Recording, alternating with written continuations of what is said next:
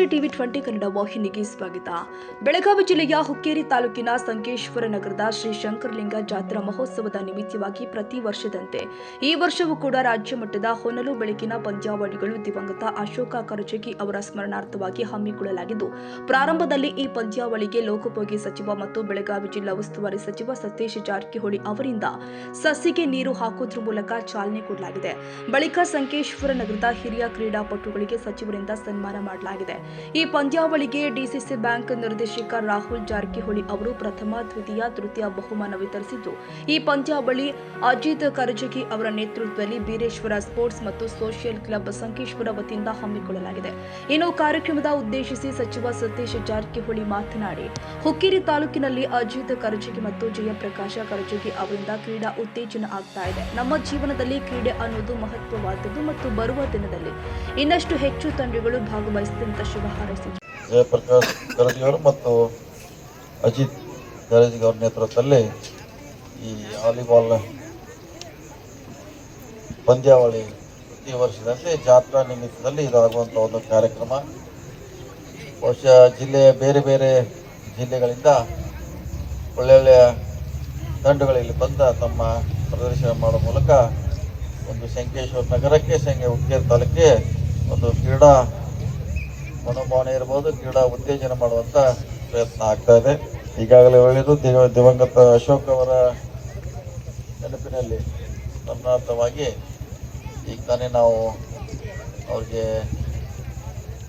ಪುಷ್ಪಾರ್ಚನೆ ಮಾಡಿ ಅಶೋಕ್ ಅವರ ನೆನಪಿನಲ್ಲಿ ಒಂದು ಕಾರ್ಯಕ್ರಮ ಕೂಡ ಆಗೋದು ನಮಗೆಲ್ಲರಿಗೆ ಅವರ ವಿಚಾರಗಳು ಈ ಕಾರ್ಯಕ್ರಮದ ಮೂಲಕ ಇರಬೇಕು ಅನ್ನೋ ಕಾರಣಕ್ಕಾಗಿ ಅವರು ಕೂಡ ಇದರಲ್ಲಿ ಅಶೋಕ್ ಅವರ ನೆನಪಿನಲ್ಲಿ ಮಾಡ್ತಾ ಇರೋದು ಇನ್ನೊಂದು ಭಾಗ. ಒಟ್ಟಾರೆ ಹುಕ್ಕೇರಿ ತಾಲೂಕಿನಲ್ಲಿ ಕ್ರೀಡೆಗೆ ನಾವೆಲ್ಲ ಪ್ರೋತ್ಸಾಹ ಮಾಡೋದು ಭಾಳ ಅವಶ್ಯಕತೆ ಇದೆ.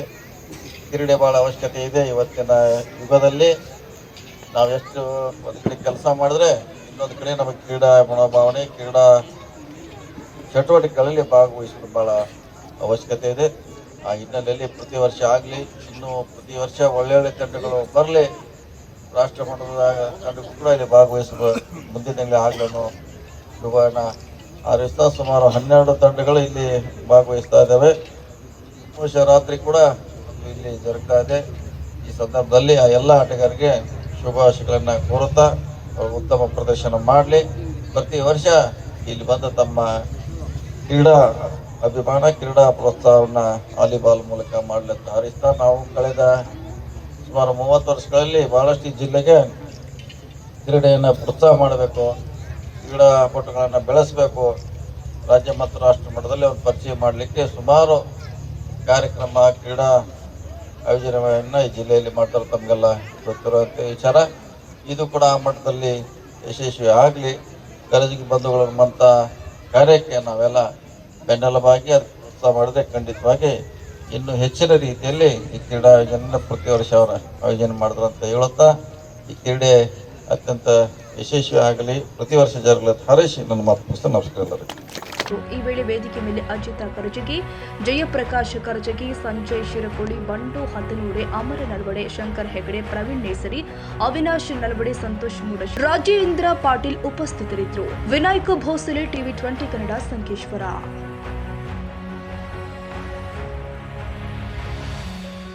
ಕನ್ನಡಿಗರ ಮೆಚ್ಚಿನ ನಿಮ್ಮ ಟಿವಿ 20 ಕನ್ನಡ ವಾಹಿನಿ ಇದೀಗ ಟಿವಿಯಲ್ಲಿ ಲಭ್ಯ.